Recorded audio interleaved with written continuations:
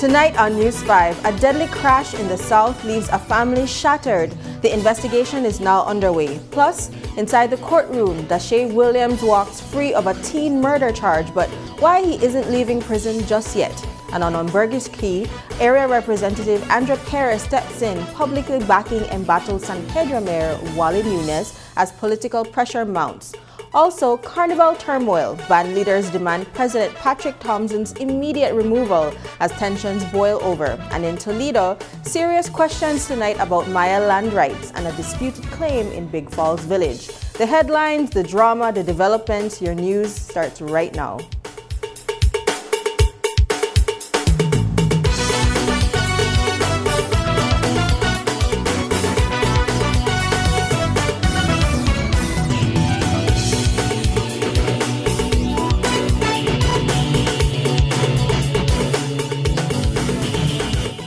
Department and Vital Statistics Unit provides comprehensive information services to assist citizens in obtaining official documentation related to key life events. You can apply for birth, death, marriage, adoption, or deed poll certificates for records that have already been registered. You can also request tailored information extracts or certified copies of documents about specific life events. All Vital Statistics information services are available through the new Civil Registry and Vital Statistics System, CRVS. You can complete all services online from the comfort of your own home, or if you prefer face-to-face interaction or need additional support, you can visit their nearest office to complete any service. The new CRVS, digitally connecting citizens to all vital statistics services.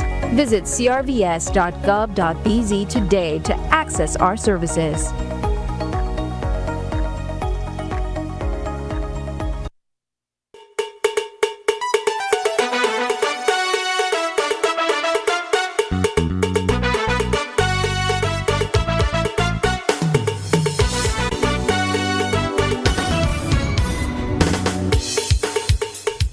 And welcome back. A family in southern Belize is grieving tonight after a split-second crash on Big Creek Road took the life of 38-year-old Brandon Alex Coleman. Police say he was riding home when an SUV turned into his path, leaving him critically injured. He died soon after. But for the Colemans, the pain runs deeper. They're upset about how long he was left on the road and devastated that the video of the crash is now circulating online. Investigators have detained the SUV driver as they work to figure out what exactly happened. And tonight, the family is speaking out about Brandon's life, his loss, and the added hurt caused by that video. We start with his sister, Angelina Coleman, who got the call no family wants. A family in the south is grieving tonight after a tragic crash along Big Creek Road claimed the life of a 38-year-old motorist. Police say Brandon Alex Coleman was struck when an SUV turned across his path, sending him to the hospital in critical condition. He didn't survive. Investigators have since detained one man as they work to piece together what happened in those final moments on Thursday afternoon. Yesterday I was at work when I got the call from my sister, and she told me that he went to Big Creek to drop off one of my relative to work in Big Creek, and while on his way back, I guess he was on the right of way since he was on his side of the road on his hand. And what apparently happened in the video, what I saw, that the vehicle turned as he was right in front of the vehicle turned on his side, and that was what happened on the scene from what I saw in the video. Coleman was riding west along Big Creek Road when an SUV suddenly turned left into a parking lot, cutting directly into his path. The Ford Explorer, driven by 65-year-old Jess Christian Beck, collided with Coleman's motorcycle in an impact police say he had no time to avoid. The way how the police left my brother on that ground for 15 to 20 minutes, this is our person where they look for dead. Apparently, they don't want to mess up the uniform and they call themselves public servants. When I tell you, they left for it, then when they reach the polyclinic, we that this man love, we that where he know, they never give we the chance again. I could understand the doctors have to do their job. We could understand that, but we heard they saw his condition. They know the condition where Medina and them know it stand a chance, but it wasn't certain they couldn't give we the opportunity. When officers reached the scene, they found Coleman lying still on the pavement, badly injured. His motorcycle was crumpled beside him, a twisted frame of metal and plastic, and just a few yards away sat a Ford Explorer bearing its own fresh damage, silent evidence of the violent impact moments before. It's so sad when you watch the video, you can see clear that he was not in the fault. And I can tell you, he caught my brother from his dreams, from his daughter. He have a daughter that he loves so much. And I know my brother even get to utter a word after he got hit. He couldn't even say anything to anybody because he was not unconscious, and that was it. A video of the crash is now making the rounds on social media, but the family of Brandon Coleman says it's causing them even more pain.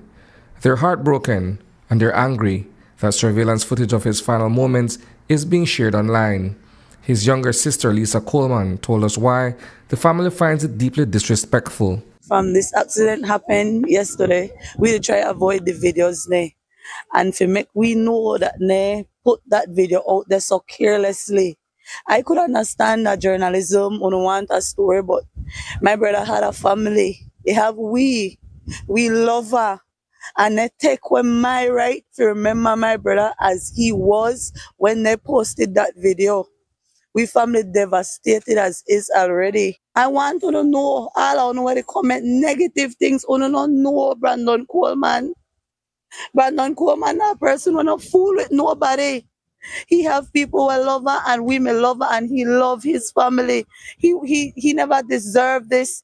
Police have since detained the driver as they work to determine exactly what led to the deadly collision. Reporting for News 5, I am Isani Cayetano.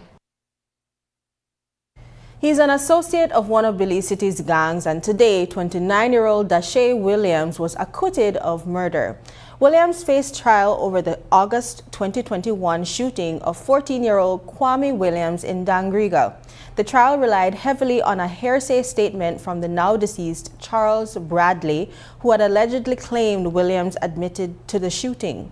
Justice Nigel Pilgrim ruled the statement inadmissible and said the Crown failed to prove all 5 elements of murder beyond a reasonable doubt. During the trial, Williams maintained he was with his girlfriend at the time of the shooting. She testified in his defense, confirming his alibi. Justice Pilgrim also noticed inconsistencies in the Crown's other witnesses who could not definitively identify Williams as the shooter. The ruling came after heightened security at the High Court due to reported threats against Williams. He was escorted under heavy police guard from the Kobe Foundation prison and returned there after the verdict. Williams thanks the court for the ruling and said he has always been innocent. He also requested protection due to the threats. He will remain in custody due to other pending charges. Political heat is flaring up on La Isla Bonita tonight. Area Representative Andre Perez is defending San Pedro Mayor Wally Nunes, who took to social media saying he's had enough of what he calls a UDP smear campaign. The Wave Radio and TV Facebook page has been accusing Nunes of shady deals and poor transparency. He called the posts baseless and says he won't stay quiet while his family faces the fallout. Perez jumped in today, telling the opposition to wheel and come again, and urging the mayor to lawyer up. With accusations flying and legal threats now in play, this is no longer just a Facebook flap. It's a full-on political showdown in San Pedro. Listen, I not only empathize with him. Listen to me. I have spoken to him, and it's laughable that you have the opposition, and they call it the shush. They call it the shush. Listen to me. This is serious work. You can't be engaging and trying to be the next government when you don't have any plans in place. You have no plans. What are we going to do next? You have no plans, but yet you're going to do shush about certain things that you're hearing. You cannot verify it. I think at this point in time, if I was a mayor, I'd be seeking legal advice right now for these things that are being coming to him that is unfounded. However, that's for him to decide. But it speaks volume about a very weak opposition that is based on shush, about the minister missing in action in Kekauker when in fact I've been more than 6 times in Kekauker, about calling the mayor different things, about accusations that no one has proof about it. So if you are going to look at an opposition that is going to be responsible and is going to get into elections based on just shush, Baba wheel again, man. Come on. The political back and forth on Ambergris Caye isn't slowing down. Earlier this week, the opposition didn't only take aim at San Pedro's mayor, they also came down hard on Area Representative Andre Perez. UDP caretaker Gabriel Zetina used a press conference to highlight what many islanders are feeling: the soaring cost of living, especially the steep price of renting a home on La Isla Bonita. So we asked Perez about it. He told us he knows exactly how tough life on the island has become and says he's been working to make sure residents can secure something more permanent, a piece of land to call their own. First of all, I recognize the cost of living that is very high. It's something that is happening at a global level. So, but I'm not deferring the faults on it, especially in San Pedro. And that is why I have been embarking on an ambitious plan to give out lands to our people. Getting lands to people, because the only way to empower people is giving them lands to start to build their homes. Now, I heard about the rent being too high, but we need to look at something. There needs to be stronger regulations for those real estate agencies. They are getting away with murder. And very soon, in fact, at the Ministry of Natural Resources, under the Ministry of Cordell Hyde, they are working on new legislation to strengthen the laws that we have these real estate agencies, that they have to be kept in check, because they are part and sundry of what is happening in this country, whereby they are able to take the value of land at a higher level and thereby displacing our people. We have to fight that, and that is my aim, to fight by getting lands to our people, which I have been doing and continue to do. What are you doing to ensure that that process is not politicized? The criticism is that only politically connected people are getting parcels of land under your leadership. And I shoot that down again instantly, that that's a pile of hogwash. Let me tell you something. In my office, and I can show you the figures and the papers and everything there, who are the ones getting the lands are the younger generation. Single mothers and young couples who are born and grown there in that community that are first-time landowners. Tensions flared today in Belize Rural South after Area Representative Andre Perez fired back at UDP caretaker Gabriel Zetina. Perez accused Zetina of having what he called a blue concus mentality, saying Zetina is tearing down the newly opened San Pedro artisan market simply for political points.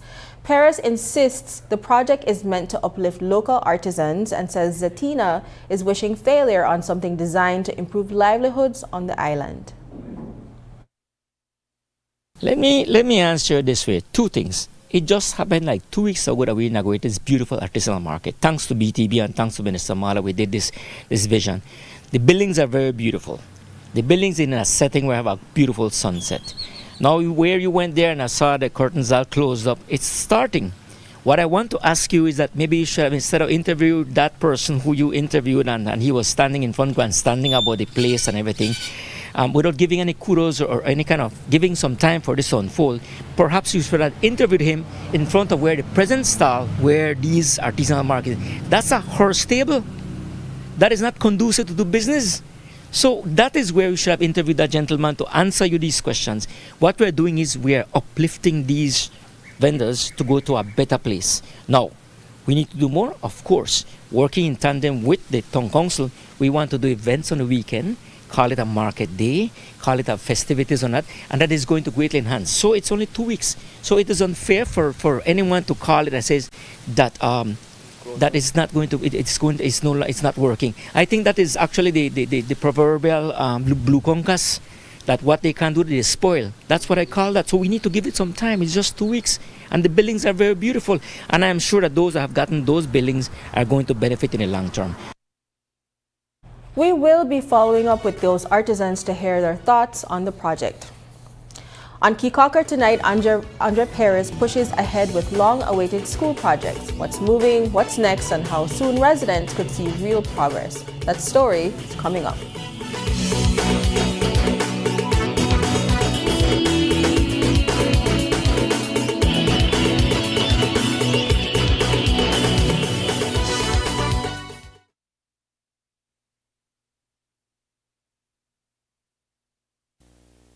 Hello, friends. I'm Dr. Bob Roberts with another 60-second sermon from God's Word. The Bible says, "Wherefore, my beloved brethren, let every man be swift to hear, slow to speak, slow to wrath." Someone once commented to me, "Bob, it is a lot easier to get over what you don't say than what you do say." The Lord taught this principle to me in an unforgettable way many years ago. I had been in the state of Kentucky all week in a revival meeting. I drove all night through a rainstorm to get back home with a family and prepare for Sunday's sermon. The next day I was in my office, which was located next to the church where I served as pastor. I looked out the window and saw my two small boys washing my new automobile with SOS pads. I ran out to stop them, but it was too late. Scratches were all over the car. My tendency was to scold them. But how can you scold two small boys who were happy their dad was home and trying to do something to prove their love and to help him? I have never forgotten that experience, and neither have I forgotten the lesson God taught me through my two small innocent boys. Let every man be swift to hear, slow to speak, slow to wrath. How many conflicts could be averted if we only followed the instruction God gives us in His Bible? Today's 60-second sermon has been presented by Christian Foundations of Faith in cooperation with the Baptist churches in your area. Finally, a postpaid plan for 3 people. Introducing Smart Trio. Why pay for mobile service alone when you can share and save? Get unlimited national calls, text, plus 100 gigabytes of shared data. And the best part? It's only $135. That's right, as low as $45 per person. Perfect for small families, couples, or close friends. Smart Trio. 3 lines, 1 smart choice. Sign up now and you could win a Trio getaway to San Pedro for 3. Visit us at www.smart-bz.com for more information or sign up at any showroom today. Smart, bringing people together.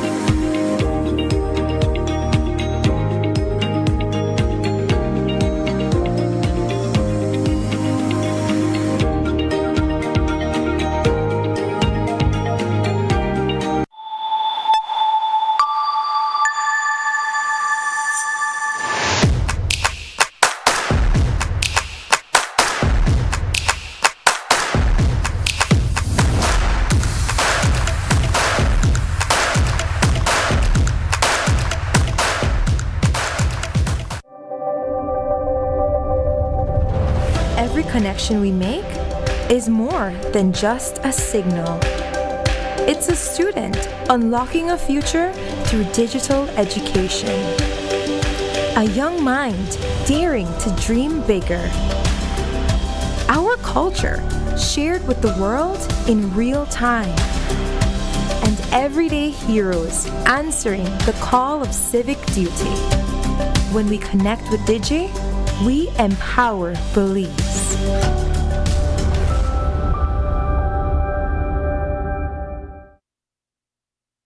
We continue with the latest political dust-up in Belize Rural South. Area Representative Andre Perez is pushing back hard against claims that he rarely sets foot on Kikaker. At Tuesday's opposition press conference, island resident Samira Martinez called on the minister to spend more time on the island and address local concerns. Well, Perez isn't having it. He insists he's been on Kikaker regularly and dismissed the criticism as, quote, a pile of hogwash. True to our promise held last week when we had a meeting with the parents and the teachers, the community at large, they were very concerned about the issues affecting the Ocean Academy. So we had the team from the Ministry of Education to do a site visit and actually make all the plans on what they're going to be building. At the heart of it is that while we do expect to start the building of the high school, it's going to take an entire school year. So the issue was actually planning out and say, can we have something on the side to mitigate? And that's the discussion that we held in building a temporary building, or whether we build it on site or maybe find somewhere else that is going to be more time saving and cost saving as well. So the option that was discussed is perhaps considering building a temporary structure on the primary school, the Catholic school. So that's an option that's being discussed. But in the end, it was very, very fruitful. I believe the community came out really happy that we are making great strides in building the school in next school year. Hopefully by next year we have that high school ready for Kikaker. Amid all the political noise in Belize Rural South, Andre Perez actually spent part of his week on the ground in Kikaker. His stop wasn't about defending himself, it was about the future of education on the island. Perez visited Ocean Academy High School alongside Ministry of Education officials to hash out details on the long-awaited primary and high school construction project. He said those talks are moving forward and there's a big change coming once the new campus is complete. Ocean Academy will get a new name. The plan is to officially rename it Kikaker Government High School when the construction wraps up. It's a shift Perez says reflects the community's growth and the government's commitment to supporting students on La Isla Cariñosa.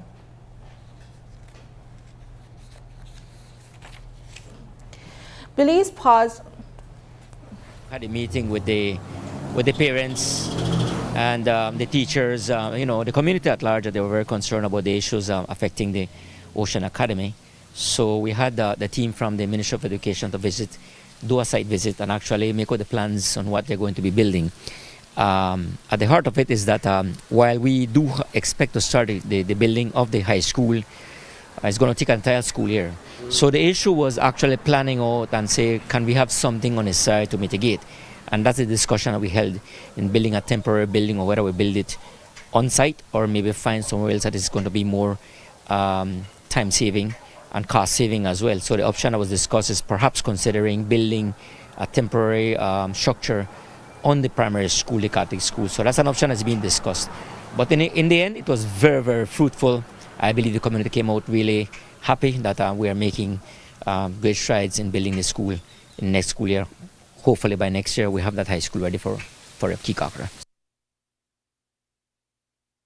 Belize paused on Thursday to honor someone who has become more than just a visiting diplomat. She's become family. Taiwanese Ambassador Lily Lee Wenshu, known for rolling up her sleeves and working shoulder to shoulder with Belizeans, is now the newest recipient of the Order of Distinction.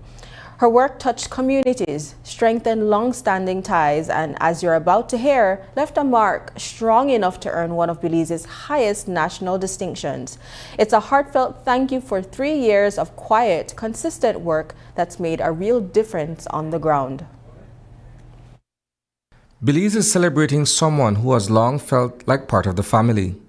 This week, the country tipped its hat to Her Excellency Lily Lee Wenshu, an ally whose work behind the scenes has quietly shaped real improvements in the lives of Belizeans. Whereas Her Excellency Lily Lee Weng Shu has labored diligently on behalf of the improvement of and the benefit of the country of Belize and its people, and whereas she has contributed her time, energy, and intelligence, often at great sacrifice to herself, to making Belize a better place for all our people, now therefore, by the power invested in Her Excellency Dame Froila Salam, Governor General, acting on behalf of the Prime Minister, Honorable John Briceño, and on behalf of a grateful nation, we proclaim that the Order of Distinction be vested upon Her Excellency Lily Lee Weng Shu. God save Belize. During the ceremony, Secretary of the National Honors and Awards Advisory Committee, Stuart Leslie, didn't just read a citation, he painted a picture of a diplomat who never treated her posting as just another assignment. Long hours, personal sacrifices, and a hands-on commitment to Belize's development became hallmarks of her tenure. Taiwanese Ambassador Lily Lee Weng Shu says she's deeply grateful and humbled after receiving the Order of Distinction, almost 3 years to the day since she first touched down in Belize. She reflected on her posting with warmth, calling it a privilege to work alongside Belizeans to strengthen the bond between both nations. I'm deeply grateful and humbled to receive this significant honor. By Wednesday next week, I will have served in this position for 3 years. How time flies. It has been a great privilege to serve my country and work with our Belizean friends to deepen the bonds between our two nations. The past 3 years have been an inspiring and rewarding experience for me. I arrived in this beautiful jewel by the end of the pandemic. It is inspiring to see how the country has bounced back through the great efforts of the government and the people. It is inspiring to learn how the country works hard to protect its green and blue space and endeavors to strike the balance between environmental stewardship and economic development. And it clearly didn't go unnoticed. On the recommendation of Leslie's committee, Governor General Dame Froila Salam, acting on behalf of Prime Minister John Briceño, conferred on Sue the prestigious Order of Distinction, one of the nation's highest honors. What does it mean to be a citizen, or in this case, a global citizen? We live in a time where physical boundaries are no longer limitations to nation building. Citizens of other countries have shown their love and respect for the Belizean people by going above and beyond their normal duties to develop the bonds of international fraternity. Today, we publicly acknowledge the contribution of one such individual who has listened and supported our people in national development. Each activity she worked on has built on the work of her predecessors, bringing visions to reality. As such, this award is a small gesture of acknowledgement and gratitude from the people of Belize to someone who has rendered outstanding and meritorious service to our country. It was Belize's way of saying, we saw your work, we felt its impact, and we're grateful. Reporting for News 5, I am Isana Cayetano. Carnival tensions boil over tonight. Band leaders call for the association's president to step down. What sparked the showdown? We'll tell you coming up. But first, here's the latest weather update from the Belize Met Service.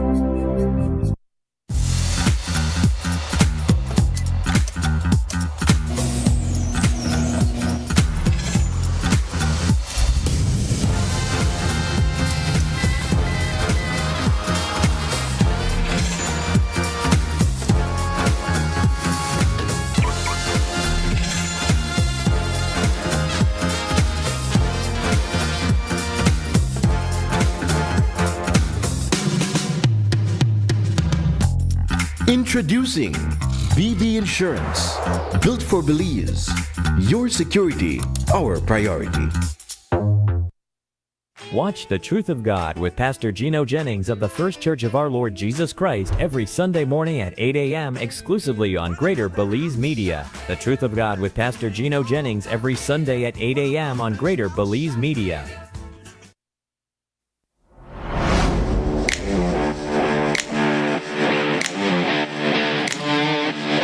Every great job starts at Brothers Habet with the best supplies and the right support, including free delivery on site, so you can focus on the job. Brothers Habet, working with contractors since 1983.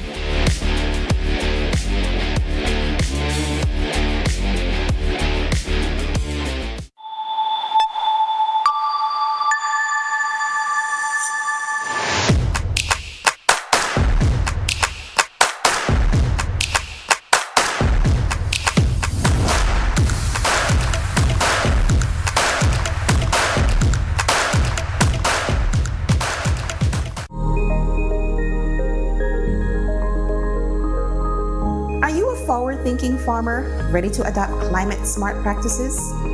The future of farming is resilient, sustainable, and profitable, and we are here to help you achieve just that. Whether cultivating half an acre or 200 acres, DFC offers affordable financing options and a matching grant up to $12,000 for Window 1 and up to $60,000 for Window 2 to help make your farm climate-smart, withstand unpredictable weather patterns, and adopt practices that enhance productivity and efficiency. This program is ideal for farmers and cooperatives. Women farmers are highly encouraged to take advantage.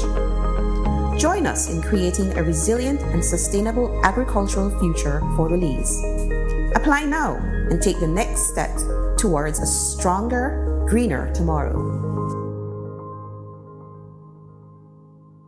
The Belize Tax Service has been serving the country well since its inception. But like many tax administration systems worldwide, it faces new challenges that require modern solutions.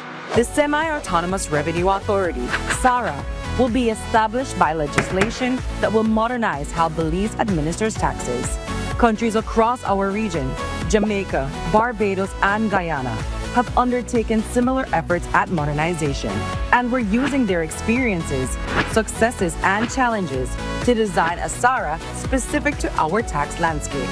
SARA will operate under the Ministry of Finance with an advisory board comprised of experts in finance, tax, law, and public administration who will provide sound guidance while maintaining the required oversight of public funds. SARA will provide the framework for modernizing tax administration, improving the way we serve taxpayers, and supporting Belize's development. A semi-autonomous revenue authority, SARA, will create opportunities for improving human resource management, accelerating digital transformation that reduces turnaround time and paperwork, and providing more responsive customer service while maintaining strict accountability standards.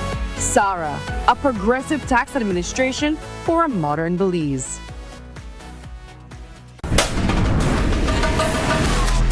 Easy, accessible, safe, yours. Digi Wallet, easy, accessible, safe, yours.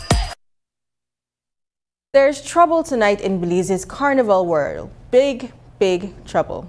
A group of band leaders is openly demanding that the executive of the Belize Carnival Association step down, accusing the organization of poor transparency, uneven prize payouts, and not giving bands the support they need.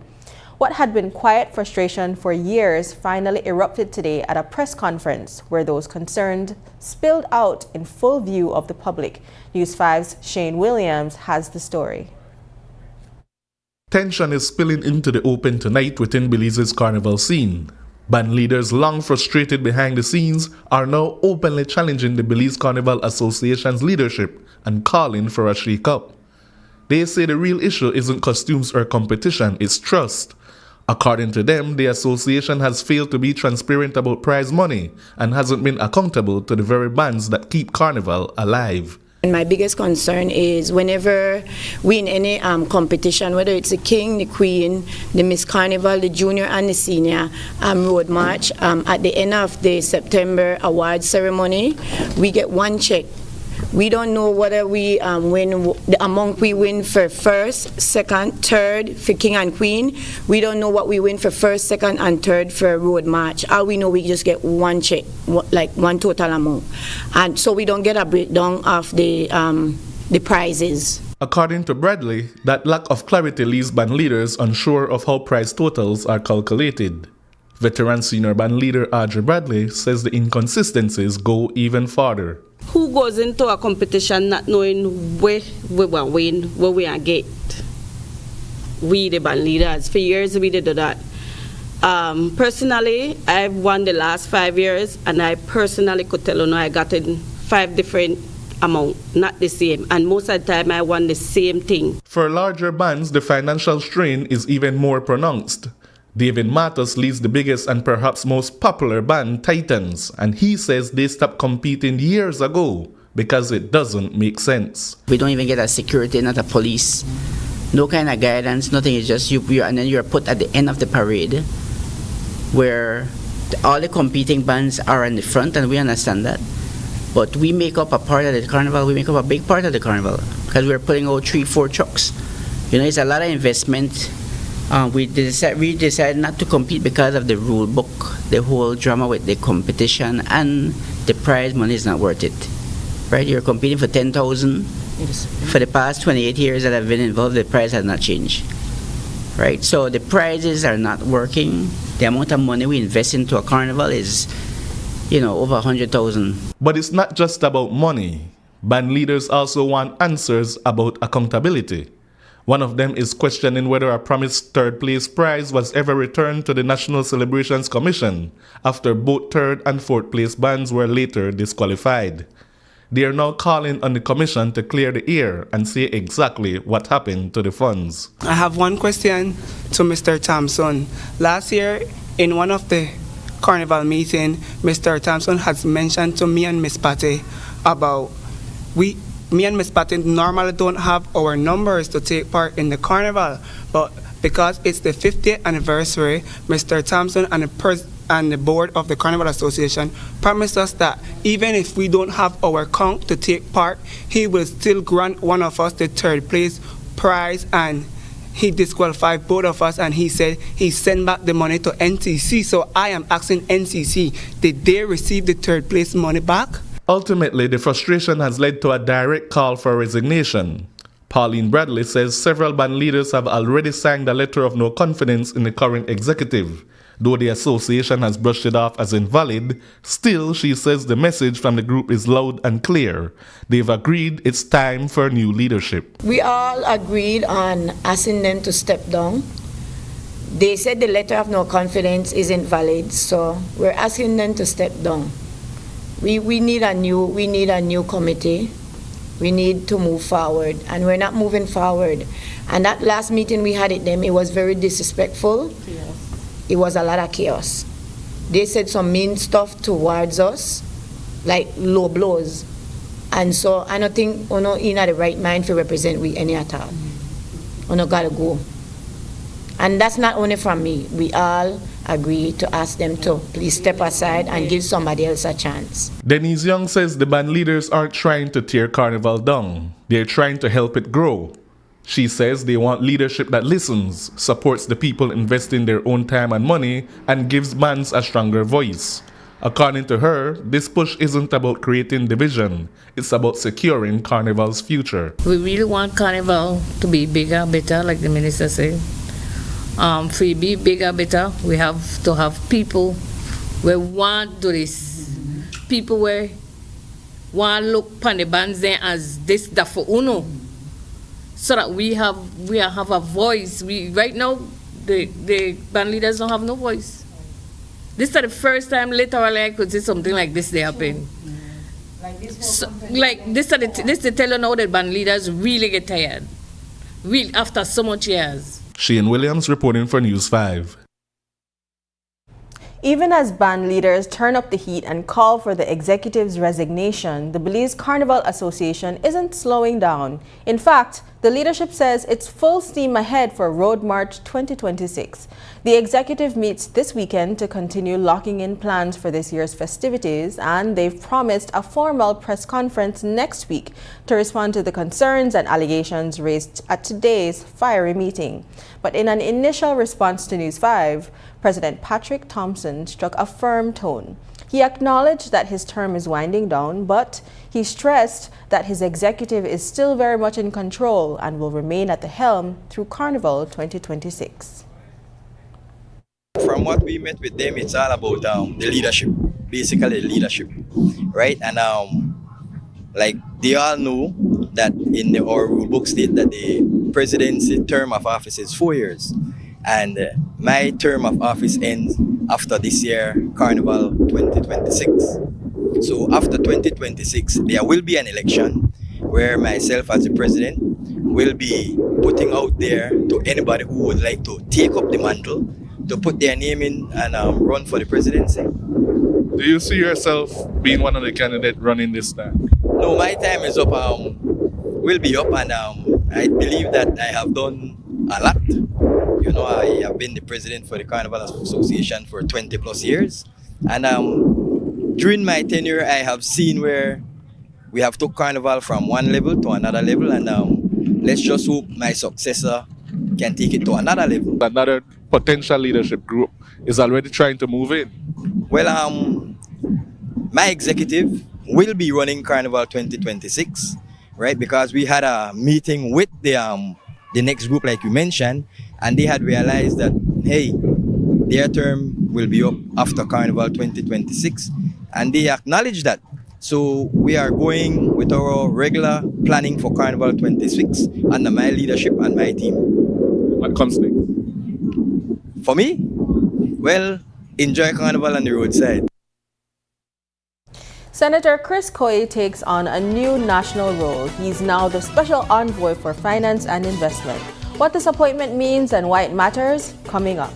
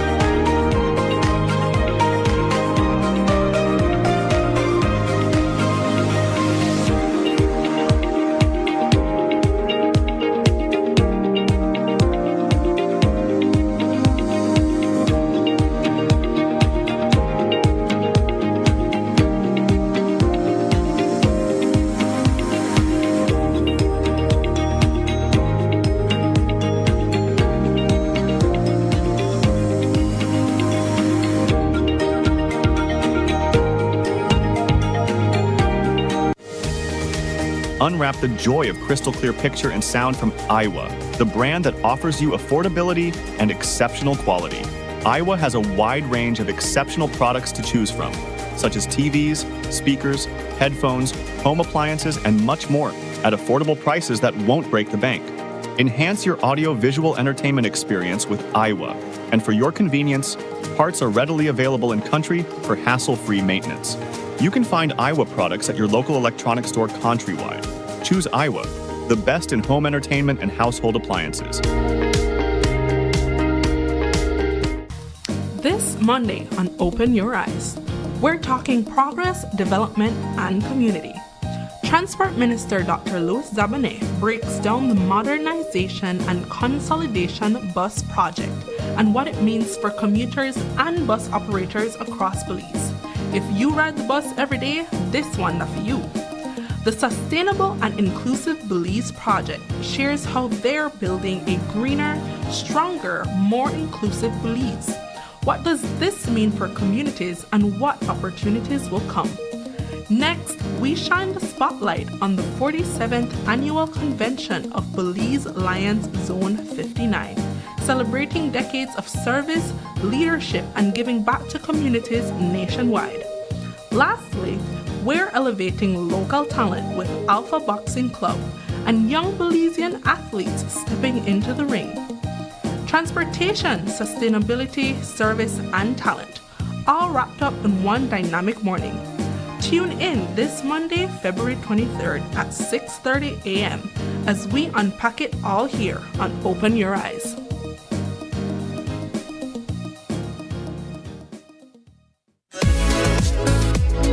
Man, that's me. My data done, and I really need to get my order out today. Really? Well, you can join our Smart Group plan. Really? How that works? Easy, let me tell you. Whether it's family, friends, or your small business, we've got the perfect plan for every group. More members equals more savings, more connections. Smart Group plans bring the connectivity you love to you and your circle. No one gets left behind. Explore Share One package option and add on unlimited data, calls, and SMS for the entire group for less than $50 per member. Visit any Smart showroom countrywide or email sales@speednet-wireless.com to sign up today. Smart, bringing people together. Belize has a new point man for big-ticket deals, and he's no stranger to the financial playbook. Attorney and Government Senator Christopher Koyi has been formally tapped as Belize's special envoy for finance and investments, a role that effectively places him at the center of the country's money-making and money-moving deal-making efforts. The appointment, signed by Governor General Flora Salam and published in the Belize Gazette, actually kicked in on January 1st, giving Koyi a retroactive start to a 4-year mandate. In plain terms, he now has the authority to act on the government's behalf in all things finance and investment, with full backing from the ministries tied to economic transformation, civil aviation, and e-governance. It's a familiar arena for Koyi. He previously served as Minister of State in the Ministry of Finance before stepping down in September 2025, just months after the PUP's sweeping election victory.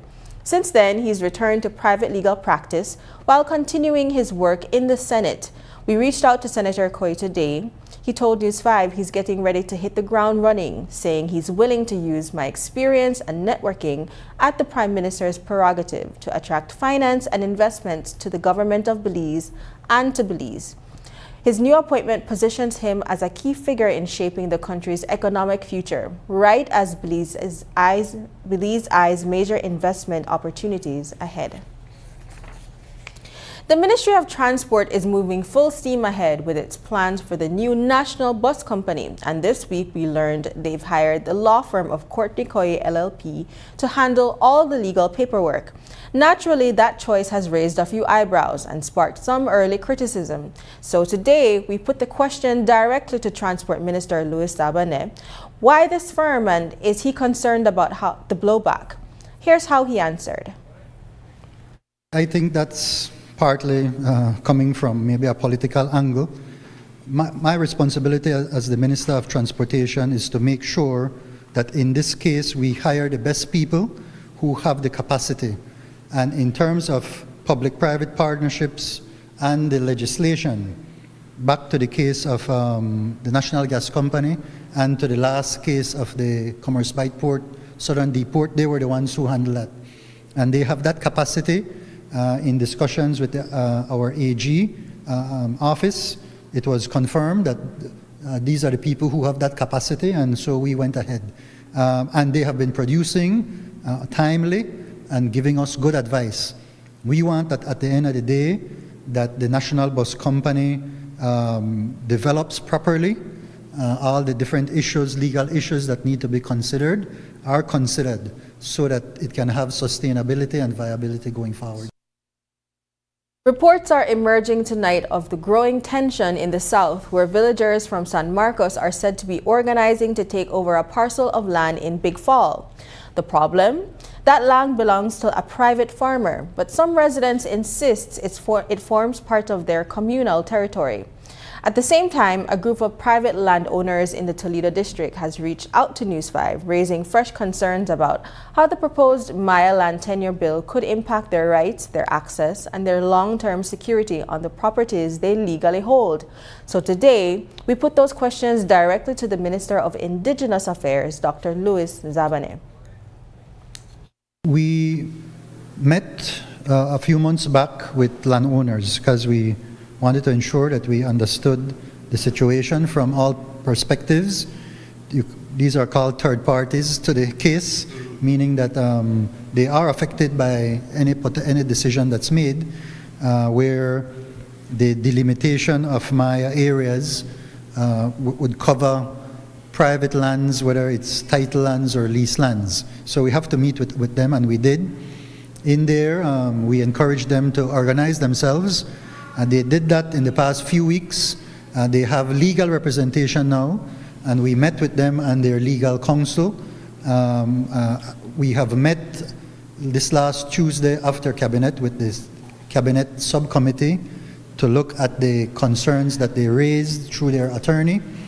And that is in process right now, that discussion from the government side, to be able to have a response to them in due course. We have a mechanism that was put in place, a pro tem expert committee of the people within the ministries of the Cabinet subcommittee. So we have the Ministry of Natural Resources, we have the Attorney General's office, we have obviously our Indigenous Affairs office, we have from the environment that has to do with reserve areas and all that, and of course we also have from the Ministry of National Security because of the contentious situation.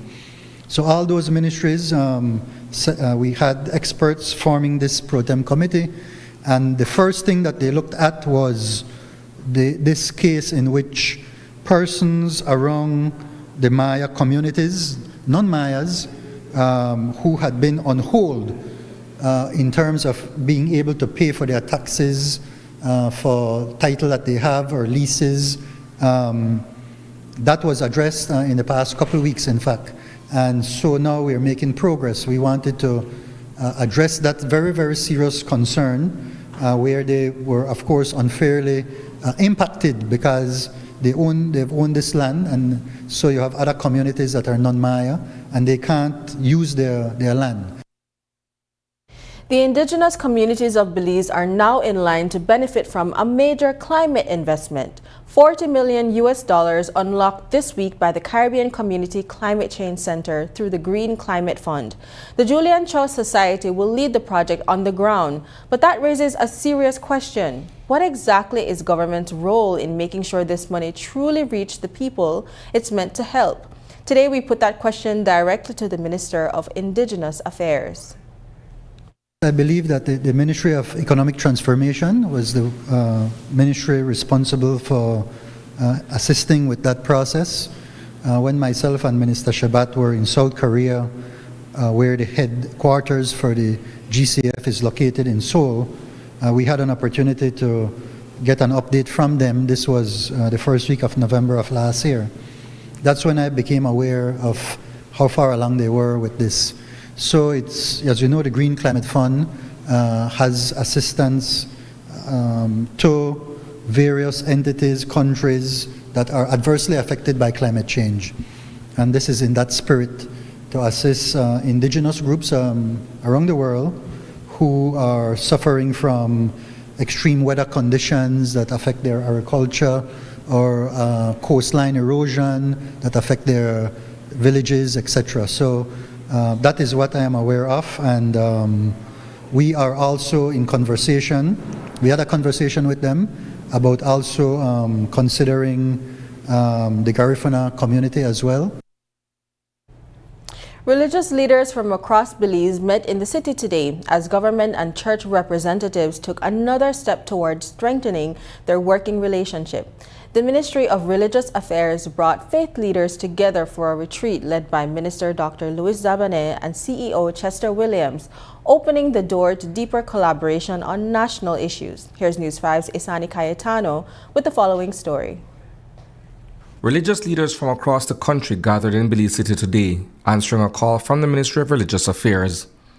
At a special retreat, church leaders met with Minister Dr. Louis Zabane and CEO Chester Williams as the ministry continues its push to strengthen ties with faith-based groups. Since taking on the portfolio, Dr. Zabane has been working closely with the religious community, and today's meeting marked another step in that ongoing collaboration. We have a foundation for all of us with respect to our work in the religious community, our work in the public sphere, our work in the private sphere. There's a foundation that has been set that is to guide us, especially in terms of nationhood. I look forward to us continuing to define, prioritize those special areas that we need to work on together. Archbishop Philip Wright kept it simple today. The church isn't trying to replace or compete with the state. He said its job is to connect communities, defend human dignity, and speak truth with compassion. He added that government must protect the vulnerable and work for justice. Real progress, the president of the Belize Council of Churches said, only happens when both sides respect each other, keep talking, and put people first. The church's role in society has never been to replace the state, nor to compete with it, but to help form conscience, uphold human dignity, and speak truth rooted in love. The state, in turn, bears the solemn responsibility of ensuring justice, peace, and the common good for all, especially the most vulnerable, the weak, the marginalized, and the disenfranchised. True partnership between church and state flourishes where there is mutual respect, open dialogue, and a shared commitment to the dignity of every person. CEO Chester Williams says the government must rethink how it works with the church, stressing that Belize represents everyone, not just one slice of society. Certainly there's a lot that needs to be done in respect to the church-state relationship that we have in this country. I do believe that Belize is still a Christian nation, as many of us are God-fearing. But while we have that belief, we, as a government, will have to look at the broader picture, the broader scope of things. And while working with the Christians, we must also seek to see how we can strike the balance with those who are non-Christians and those who are Christians but have different belief than we do. As a country, as a government, we represent everybody and not just a fraction of society. Reverend Lloyd Stanford says evangelical churches are pushing for unity despite their differences, hoping today's forum helps them fully grasp the challenges facing Belizean society. We seek to carry out this through a unified effort among ourselves, recognizing all the doctrinal differences that we have, but we respect each one of them as we seek to carry out the mandate that God has given to us. My prayer is that as we meet in this forum today, that we will get a better understanding of the scope of the challenges that we have in this society. And as that dialogue continues, today's retreat closed with a shared push for unity and a clearer path forward on how church and state can work together for the country's good. Reporting for News 5, I am Isana Cayetano. Two Belizean students take a powerful chapter of our history to the stage, turning the Nora Parham tragedy into a full musical. Their inspiring project coming up.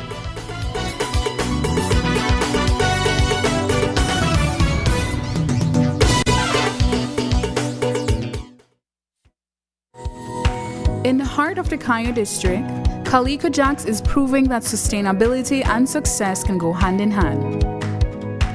When Calico Jacks wanted to move to solar energy, the biggest difficulty for us was the finance. Belize Bank believed in our vision, and we are very happy and grateful that they gave us this opportunity for the financing. Through the Credit Risk Abatement Facility, a partnership between Belize Bank and the CARICOM Development Fund, small and medium businesses can access financing for renewable and energy-efficient solutions with reduced collateral requirements.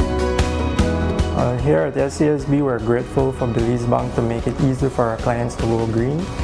We're proud to work with businesses like Calico Jacks to help them lower their costs and their carbon footprint. At Belize Bank, we are powering Belize's transition to renewable energy, one business at a time. Together with our partners, we're making sustainable financing accessible for all. Belize Bank, financing a greener, stronger Belize.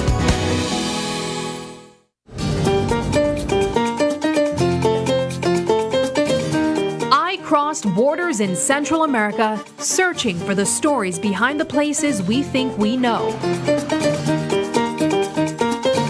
I'm Sabrina Daly, traveling as a Belizean, curious about the culture, the people, and the experiences that make each destination stand out. From the spirited landscapes of Honduras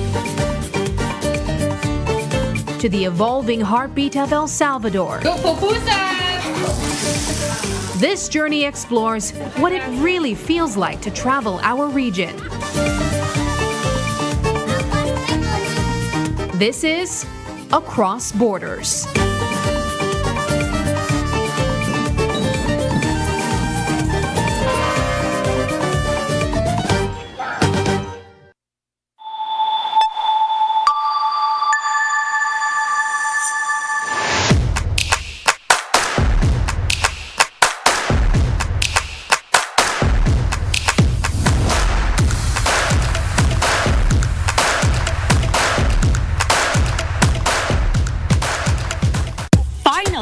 A postpaid plan for 3 people. Introducing Smart Trio. Why pay for mobile service alone when you can share and save? Get unlimited national calls, text, plus 100 gigabytes of shared data. And the best part? It's only $135. That's right, as low as $45 per person. Perfect for small families, couples, or close friends. Smart Trio.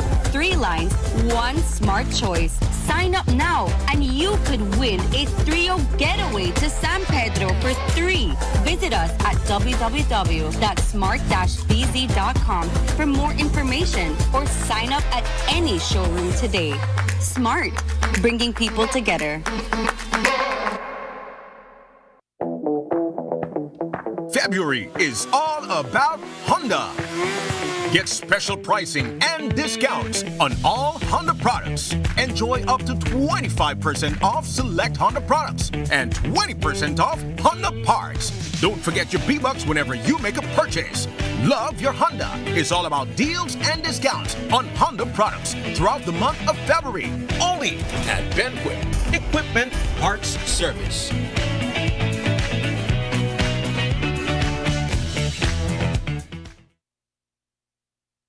Tonight, the focus shifts to accountability. After we exposed the 4-year struggle of Sartaneja Baptist High School operating without a permanent home, the area representative for Corozal Southeast is responding. Florencio Marin Jr. says he's been working closely with the school, pushing for a permanent building and staying in constant contact with administrators. He also points to the wider picture. 3 high schools already serve the rural division, and free government-supported education is available at St. Viator High School, just minutes away. But the big question remains. What help is coming now for the students still learning in borrowed spaces? Marin told us by phone today what's being done and what comes next for Sartaneja Baptist High School. I want to say that Corozal Southeast, for a rural division, has 3 high schools spread across it. one in Calcutta, one in Trenosha, and one in Sartaneja. So we have adequate coverage of education in our area. With the Sartaneja Baptist High School, we have a very close working relationship in that we've always been helping them. Some years back, they had some bills they had to pay. We helped them pay off their bills. We're always donating computers. They had a shortage of teachers, and we helped them get another teacher, and now they need another one, and we're working with education for that. And then where they were renting, the landlord had asked them to leave, so that's why the village council is supporting them to use the place. They do have a land, and we are working with the government to see when they can fit it within the cycle to be able to build them a school. We also have others who are interested in helping, but nothing finalized as yet. So in the meantime, we with the generosity of the village council, they're utilizing the community center and some other buildings near it to do their work. Thanks to this government, we have free education in St. Viator. So the whole Corozal Southeast area, we have free education there. I mean, so there is, for those who can't pay the tuition, or so they have that opportunity, because from the surrounding villages, there are buses that take them to the schools. Two young Belizeans studying abroad are breathing new life into one of the country's most painful, unforgettable stories. At Austin Peay State University, graduate students Cameron Tillett and Alicia Norales are bringing the Nora Parran tragedy to the stage through an original musical they wrote, produced, and composed themselves. Their production revisits the life of Belize's first and only woman ever executed, a mother wrongfully convicted and hanged decades ago. After years of research and long nights crafting every song from scratch, these two Belizean artists finally have the chance to debut their work at an upcoming university festival. It's a moment they say feels both surreal and deeply personal. I actually think I had the idea for it longer than 5 years, probably around third form when I was still going to Wesley. I had the idea, but I think 5 years ago, we actually put pen to paper and started writing and working on it. There's interesting ways to tell stories about history, and so one of the stories that I knew I've always thought about was Nora Parran's story, and I just thought a lot of people don't know about it.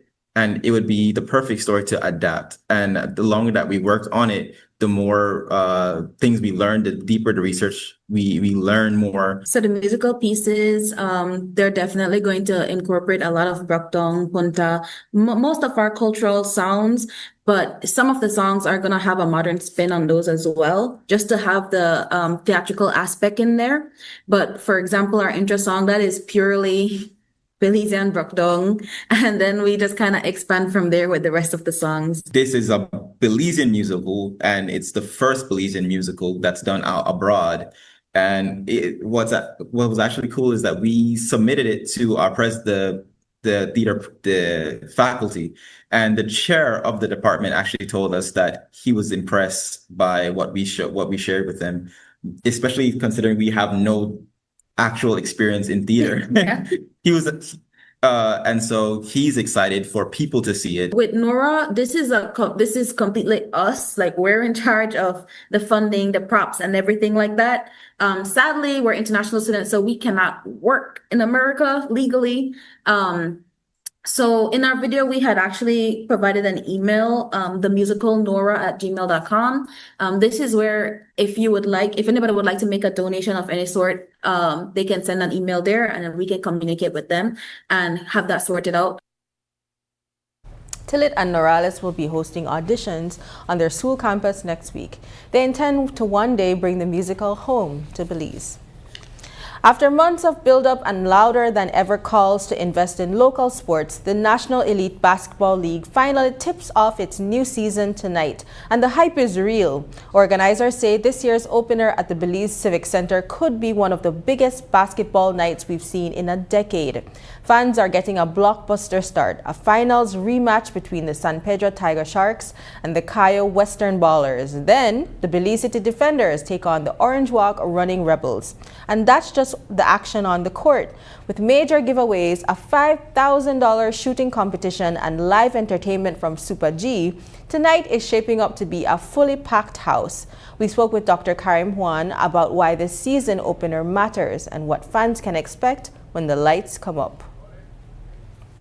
Tonight, honestly, we are expecting one of the biggest basketball events in Belize over the last 10 years. So we're expecting a packed Civic Center tonight. We have so many giveaways. I think it's about 10 or 15 cell phones, 3 TV. We have packages for resorts. We have bar tabs, after party tickets. So there's so many giveaways tonight. We're expecting a huge crowd. Super G will be here entertaining the fans. We'll be having the $5,000 shooting contest. And we get a doubleheader, so fans get 2 excellent games for the price of 1. And the games?